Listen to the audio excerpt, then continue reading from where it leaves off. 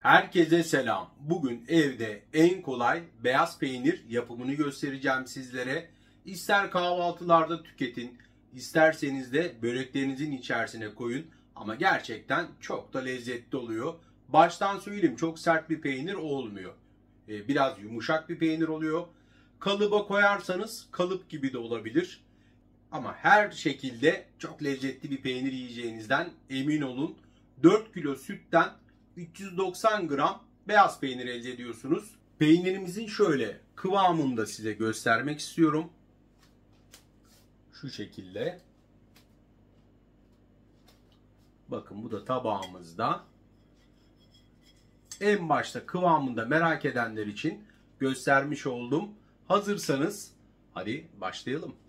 Şimdi ilk aşamamız 4 litre çiğ sütümü tencereye alıyorum. Bu 5 litrelik bir çiğ süt ama 1 litresini ben bunun ayıracağım. Sadece 4 litresini kullanacağım. İlk aşamada 4 litre çiğ sütümüzü tencereme alıyorum.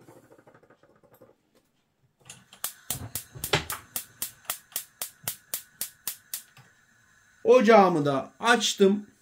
Orta ateşin biraz üzerinde kaynamaya bırakıyorum. Sütümüzü fokurdayana kadar iyice kaynattık. Biraz daha fokurdadıktan sonra ocağımızı da kapattık. Sütümüz şu anda ılık hale geldi. Eğer mutfak dereceniz varsa 55 ile 60 derece arası da olur. Şimdi peynircilerde satılan peynir mayasını kullanacağız. Sütümüz ılık durumdayken iyi tutması için de 2 yemek kaşığı koyacağım.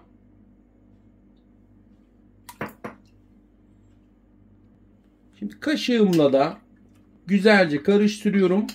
Peynir mayamın bütün süte karışmasını istiyorum çünkü. Şimdi tenceremin ağzını da kapatıyorum. 3-4 saat bu şekilde bekleteceğim.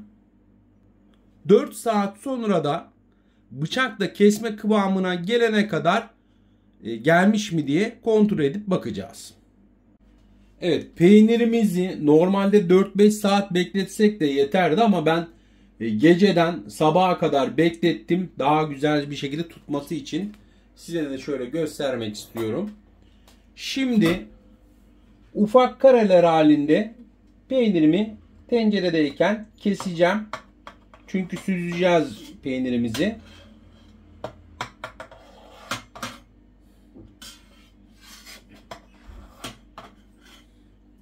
Bir de dikey olarak da şöyle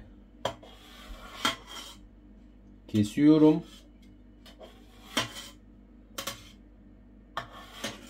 Bu benim için yeterli.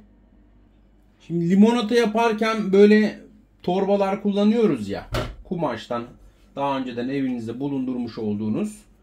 Böyle bez torbamı da borcamımın içerisine koyuyorum. Şimdi tenceremi borcamıma alıyorum. Peynirlerimizi de alıyorum. Şimdi bir miktarını alıp önce süzeceğim. Şimdi torbamı bu şekilde alıyorum. Şöyle sadece suyunu, bakın, suyunu süzüyor. Peynirimizle beraber komple sıkıyorum. Bu şekilde sıkarak suyundan arındıracağım. Şimdi suyunu sıktım. Kalan tenceredeki peynirimizi de ilave ediyorum. Onun da suyundan arındıracağız.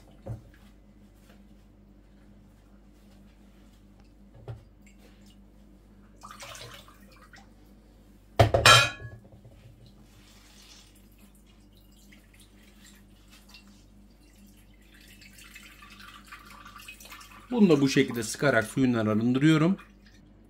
Suyunu bakın, şu an çıkartabildiğim kadar çıkarttım. Şöyle bir borcamı alıyorum. Şimdi bir süzgeç koyuyorum. Süzgecin üzerine de peynirimizi koyuyorum. Torbamızın da ağzını güzelce bağlayacağım.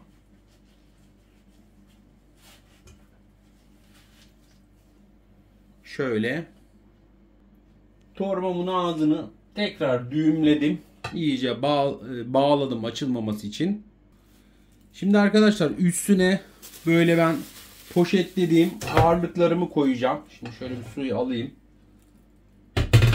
Evde nasıl ağırlığınız varsa hani sarmış olduğunuz temiz bir taş da olur. Ağırlık ama şart. Çünkü bu şekilde bakın alttan suyu gittikçe, bakın ağırlığı koyunca alttan suyu gittikçe suyunu alacağız. Şimdi mutfağımda suyu iyice gidene kadar bekleteceğim. Evet, peynirimizi 2 gün boyunca bu şekilde üzerinde ağırlıkla ben beklettim. Şimdi ağırlığımı alıyorum. Suyunu iyice çeksin diye aldım. Hemen içerisini de tabağa koymadan önce size göstermek istiyorum. Bakın şu şekilde. Şimdi tabağa alacağım. Peynirimizi şöyle tabağa da aldım. Bakın ister kahvaltıda yiyebilirsiniz. Evde yaptığınız doğal bir peynirdir. İsterseniz böreklerin içerisine koyabilirsiniz. Yani beyaz peynir yerine ya da lor peyniri yerine gibi.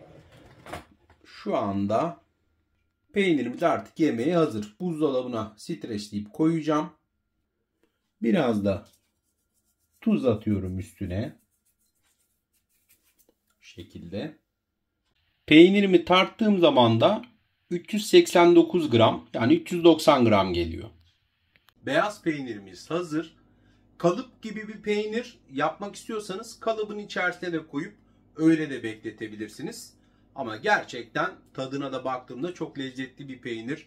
İster kahvaltılığınızda tüketin, isterseniz de böreklerinizin içerisine de koyabilirsiniz. Yani her şekilde lezzetini beğeneceğinizden eminim. Şimdi bir de sizlere dilimleyeceğim. Evet, peynirimi şöyle bir de canlı canlı da sizin için de dilimleyeceğim. Dediğim gibi çok çok sert bir peynir beklemeyin. Hani kıvamını sizlere açıkçası göstermek istiyorum. Bakın şu şekilde. Tabağıma da hemen alayım. Aldığım yeri de göstereyim. Hani bu peyniri yaptığınız zaman alacağınız kıvam bu olacak. Tabii ben 4 litre süt kullandım. Mesela 10 litre süt kullanırsınız. Bu peyniri daha kalın da elde edebilirsiniz. Şöyle bir daha dilimleyeyim.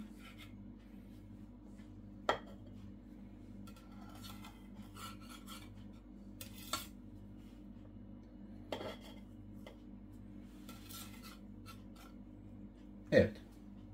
Bakın. Peynirimiz bu şekilde. Aldığım yeri de sizlere göstermek istiyorum. Gerçekten lezzetine bayıldım arkadaşlar. Yani sizin de beğeneceğinizi tahmin ediyorum. İster kahvaltıda yiyebilirsiniz. İsterseniz böreklerinizin içerisinde kullanabilirsiniz. Size kalmış. Tarifi beğendiyseniz beğenmeyi, yorum yazmayı, ailemize katılmayı da unutmayın. Videolarımızda birçok pratik yemek tarifini böyle anlatımlı ölçüde bulabilirsiniz. Sizleri de seviyorum. Görüşmek üzere.